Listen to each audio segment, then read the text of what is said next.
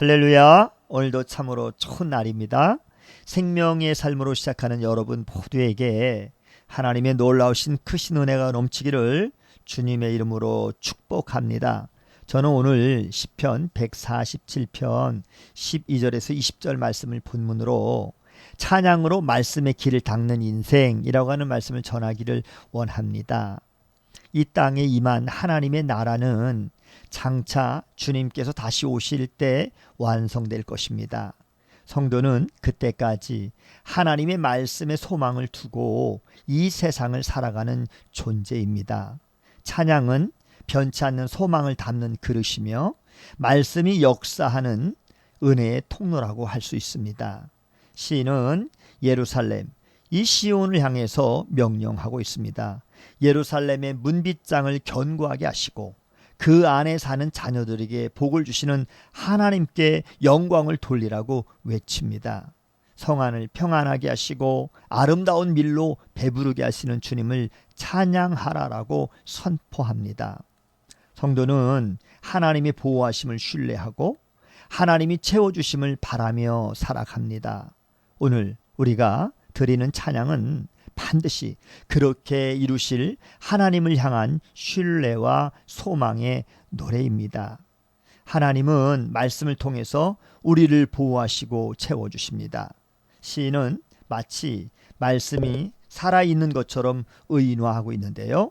하나님이 말씀을 땅에 보내주시고 그 말씀이 속히 달립니다. 신약의 성도인 우리는 이 시를 읽으면서 예수님을 떠올릴 수밖에 없습니다. 태초부터 계신 생명의 말씀이 이 땅에 말씀이 육신으로 오셨습니다. 그 말씀은 우리를 구원하시기까지 쉬지 않으시고 우리 대신 죽으시고 우리를 살리시기 위해서 부활하셨습니다. 그래서 우리는 하나님의 말씀만으로 충분합니다. 시인의 노래는 계속되고 있습니다. 하나님은 눈을 양털같이 내리시고 재를 뿌리듯이 서리를 내리십니다. 우박을 빵 부스러기같이 뿌려주시고요. 하나님이 추위를 내리시고자 하시면 그것을 막을 자가 없습니다. 아무도 그 앞에 버티고 설 자가 없는 것입니다. 하나님은 악한 세상을 심판하실 권세를 갖고 계신 분이십니다.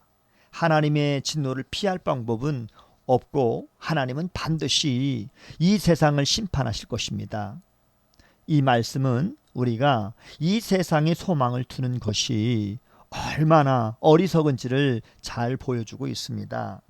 하나님께 소망을 두십시오. 그리고 하나님을 찬양하십시오. 13절과 14절 그리고 16절과 17절이 대꾸를 이루고 있고요. 15절과 18절이 대꾸를 이루고 있습니다. 하나님은 막을 수 없는 추위만 내리시는 게 아닙니다. 말씀을 보내십니다. 말씀을 통해서 그것을 녹이시고 바람을 불게 하셔서 물이 흐르게 하십니다. 이 말씀은 정확하게 세상의 현실을 묘사하고 있습니다. 세상은 하나님의 진노를 피할 수가 없습니다. 그러나 하나님은 말씀을 보내셔서 하나님의 백성을 구원하십니다. 말씀이 임하시는 곳에 강력한 성령의 바람이 붑니다. 그곳에 하나님의 사랑과 공의가 물처럼 흐르게 될 것입니다. 하나님은 하나님의 말씀을 야곱과 이스라엘에게 보이십니다. 다른 어떤 민족에게도 이와 같이 행하지 않으셨다라고 19절에서 20절 말씀하고 있습니다. 즉 이 말씀은 택하신 하나님의 백성에게만 허락된 은혜인 것입니다. 예수님을 믿지 않는 사람들은 말씀을 따라 살지 않습니다. 말씀에 관심조차 두지 않습니다. 세상의 주인이 누구인지 그리고 구원하시는 심판하시는 분이 진짜 누구인지 알지 못합니다. 오늘 우리가 받은 은혜는 이와 같이 특별한 은혜인 것입니다. 말씀을 정리합니다. 하나님께 드리는 찬양은 성도의 소망을 담는 그릇입니다. 그 찬양은 하나님이 보내신 말씀이 역사하는 통로가 되는 것이고요. 하나님은 찬양하는 성도들에게 지금도 말씀으로 놀라운 구원을 이루십니다. 날마다 찬양으로 말씀이 역사하실 길을 내십시오. 하나님의 나라를 향한 소망과 기쁨이 점점 더 선명해지는 은혜를 누리게 될 것입니다. 오늘도 복된 날 주님과 함께 승리하는 복된 인생 되시기를 주님의 이름으로 축복합니다. 샬롬.